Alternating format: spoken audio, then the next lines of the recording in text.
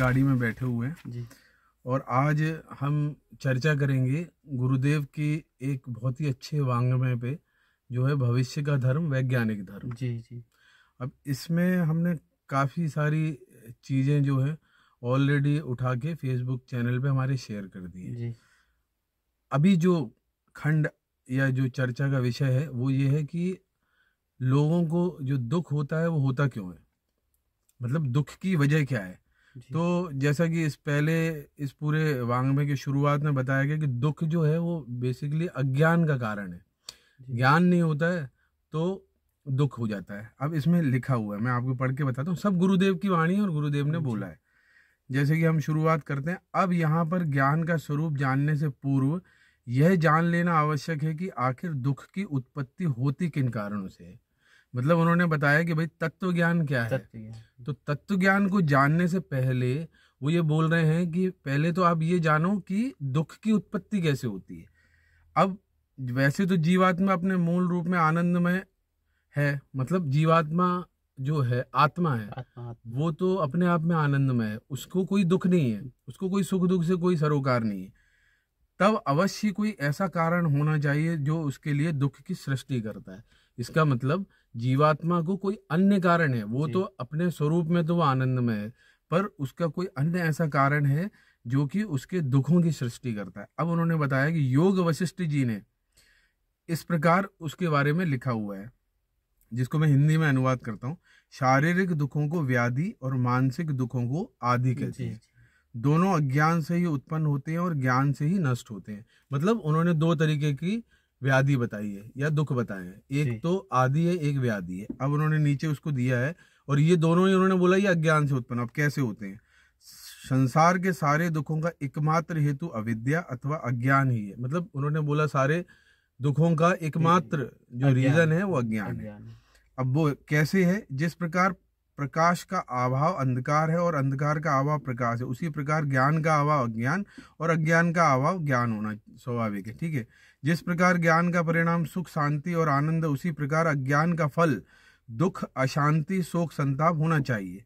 यह योग योग की अनुभूति तथा अन्वेषण सत्य है और दुखों की उत्पत्ति अज्ञान से ही होती है। संसार के सारे विद्वान चिंतक मनीषी सब उसके बारे में बोल के गए। अब इन्होंने लिखा कि भाई चाणक्य जी ने लिखा है अज्ञान के समान मनुष्य का कोई और दूसरा शत्रु है ही नहीं है। एक विश्वविद्यालय के दार्शनिक प्लेटो ने कहा है विश्वविज्ञान अज्ञानी रहने से जन्म ना लेना ही अच्छा है। जी। उसके बाद एक बहुत ही अच्छे विख्यात जो दार्शनिक है उन्होंने शेक्सपियर, उन्होंने कहा अज्ञान ही अंधकार है। मतलब जो डार्कनेस है वही अज्ञान है। जीवन की इन समस्त विकृतियों अनुभव होने वाले दुखों उलझनों अशांति आदि का मूल कारण मनुष्य का अपना अज्ञान ही होता है। अब यहाँ पे इन्होंने एक बहुत अच्छी चीज लिखी है जिसके ज्ञान का सच्चा स्वरूप क्या है। ये तो हम समझ गए कि भैया अज्ञान तो है, अज्ञान के कारण ही सारे दुख हैं, अज्ञान के कारण ही सारी समस्याएं हैं। लेकिन अज्ञान के निवारण के लिए ज्ञान चाहिए, तो ज्ञान का सच्चा स्वरूप क्या है, यहाँ पॉइंट पे अपन आते हैं। तो ज्ञान का जो सच्चा स्वरूप है, केवल कतिपय जानकारियों को ही हम ज्ञान नहीं मान सकते। सच्चा ज्ञान वह है जिसको पाकर मनुष्य आत्मा परमात्मा का साक्षात्कार कर सके, अपने इस संसार को पहचान सके, उसे सत और असत कर्मों की ठीक ठीक जानकारी रहे और वह जिसकी प्रेरणा से असद मार्ग को त्याग कर सन्मार्ग पर असंदिग्ध रूप से चल सके। कुछ शिक्षा और दो चार शिल्पों को ही सीख लेना भर अन्य अथवा किन्हीं उलझनों को सुलझा लेने भर की बुद्धि ज्ञान नहीं है। मतलब कोई तुम छोटे मोटे कुछ तुमने डिग्री ले ली, कुछ चीजें तुम स्किल सीख गए, कुछ चीजों को तुमने सुलझा दिया, तुम कोई छोटे मोटे अधिकारी बन गए, वो ये कह रहे हैं कि यही सब सही ज्ञान नहीं है। सही ज्ञान वो है जो आत्मा का ज्ञान दे। ज्ञान वह है जिसके जीवन मरण बंधन मुक्ति कर्म अकर्म और सत्य असत्य का केवल निर्णय ही ना किया जा सके, वर्ण ग्रहणीय को पकड़े। मतलब क्या ग्रहण करना है वो पकड़ो और क्या छोड़ना है वो उसका ज्ञान होना चाहिए। क्या छोड़ना है वो छोड़ो, ये सबसे जरूरी चीज है। मतलब खाली कोई जीवन पार्जन के लिए, अपने छोटी मोटी गतिविधियों के लिए, कुछ धन कमाने के लिए, बीवी बच्चे पालने के लिए जो हम कर्तव्य करते रहते हैं या जो कर्म करते हैं, जिसके लिए हम जो ज्ञान लेते हैं वो ही ज्ञान नहीं है। उसके अलावा जीवन मृत्यु इन सब कर्म बंधनों के बारे में जो जानकारी आत्मा के बारे में जो जानकारी मिलनी चाहिए, वही असली ज्ञान है। अज्ञान की स्थिति में कर्मों का क्रम, अब यहाँ एक बहुत अच्छी बात बोली है कि अज्ञान की स्थिति में सबसे पहले इम्पैक्ट क्या पड़ता है कि कर्मों का क्रम बिगड़ जाता है। हमें ज्ञात ही नहीं है, अज्ञान है, तो हम कर्म जो करने चाहिए वो नहीं कर पाते। संसार में जितने भी सुख दुख आदि द्वंद्व हैं, वे सब कर्मों के फल होते हैं। अज्ञान द्वारा अपकर्म होना स्वाभाविक ही है और तब उसका दंड मनुष्य को भोगना ही पड़ता है। इतना ही क्यों, सकाम भाव से किए गए सत्कर्म सुख के फलस्वरूप में परिपक्व होते हैं और असत्य होने के कुछ ही समय में दुख रूप में परिवर्तित हो जाते हैं। इसलिए कर्म ही अधिकतर बंधनों अथवा दुख को मनुष्य पर आरोपित कराते हैं। इतनी बढ़िया बात लिखी गई है इनमें कि अज्ञान से पहले तो कर्म बिगड़ते हैं और कर्म बिगड़ने के बाद जो कर्म ही होते हैं वही दुख स्वरूप हमें आगे जीवन में मिलते हैं। अब क्या होता है, इन्होंने एक बहुत अच्छी चीज लिखी, आदि और व्याधि।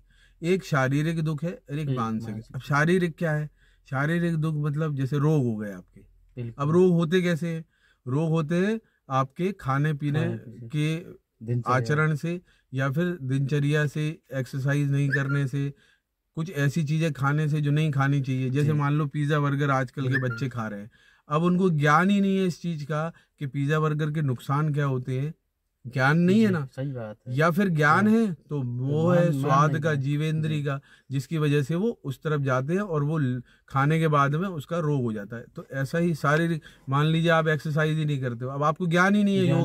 योगा से, अकेले योगा से इस दुनिया के जितने भी रोग है वो बिना दवाई खाए मिट सकते हैं, पर आपको ज्ञान नहीं है।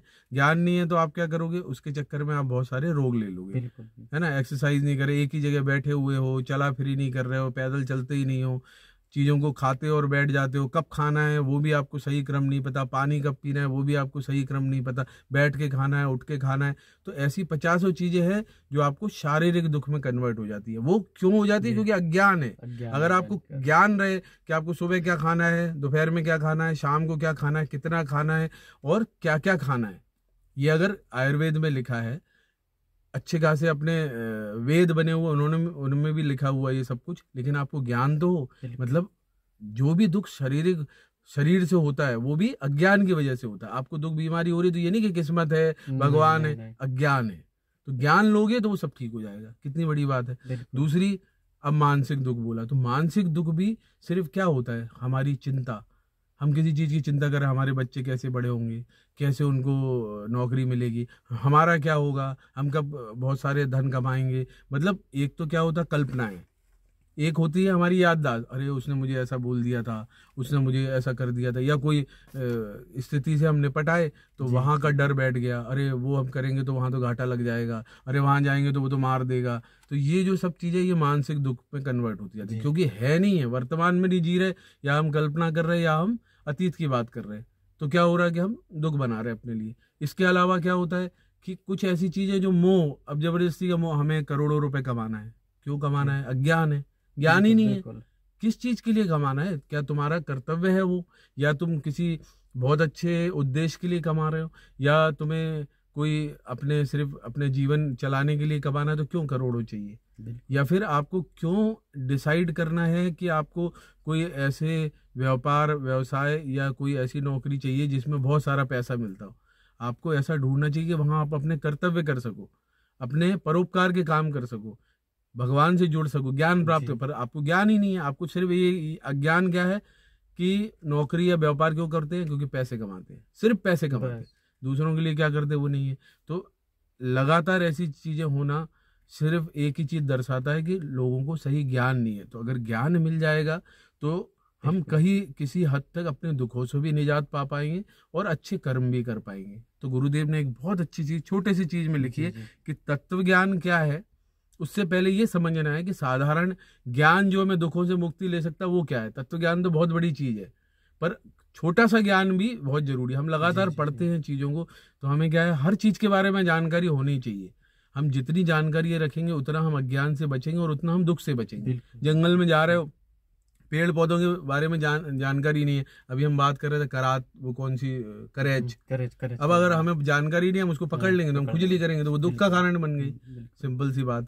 तो सब चीजों में ज्ञान चाहिए, पर क्या है कि ज्ञान के और भी बहुत ही अच्छा फाइन स्वरूप है तत्व ज्ञान, और ये शुद्ध स्वरूप है तत्व ज्ञान। ज्ञान तो एक साधारण ज्ञान तो है ही है जो स्किल और ये सब चीजों के लिए होता है, उससे भी हम बहुत हद तक दुख से बचते, पर तत्व ज्ञान हो गया तो हम पूरी तरह से दुख रहित हो जाएंगे, वो आगे बताया है। तो आज के लिए हम गुरुदेव के इतनी जो खंड था उसकी चर्चा कर रहे थे, ये सभी लोगों तक पहुंचेगा अभी हमारे द्वारा।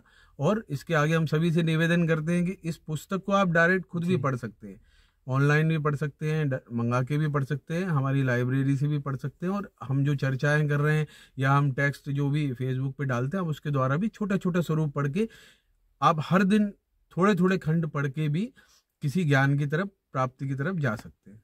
तो बहुत बहुत धन्यवाद पप्पू भैया, आपका बहुत बहुत धन्यवाद भैया, आपने बहुत अच्छी बात बताई आप सब जनों को।